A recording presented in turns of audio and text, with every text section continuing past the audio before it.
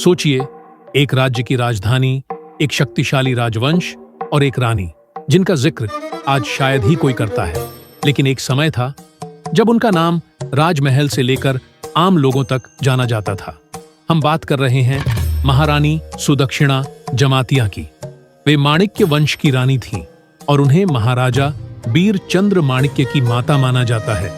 एक ऐसे शासक जिन्होंने त्रिपुरा को नई दिशा दी। उस दौर में उदयपुर, जिसे तब रंगामाटी कहा जाता था, त्रिपुरा की राजधानी हुआ करता था। महारानी सुदक्षिणा जमातिया समुदाय से थीं और उनका संबंध कुंवर कामी किला उदयपुर से बताया जाता है।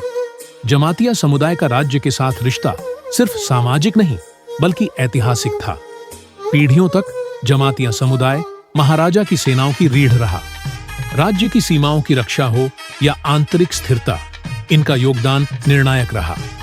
ऐसे समय में महारानी सुदक्षिणा जमातिया सिर्फ रानी नहीं थीं, वे राजमहल और जनता के बीच एक जीवित भरोसा थीं, जहां सत्ता थी लेकिन दूरी नहीं। शायद इसलिए उनका नाम इतिहास में ज्यादा शोर के साथ नहीं लिखा गया, लेकिन कुछ कहानियां शोर से नहीं, सम्मान से याद की जाती हैं। यह कहानी भी उन्हीं में से एक है।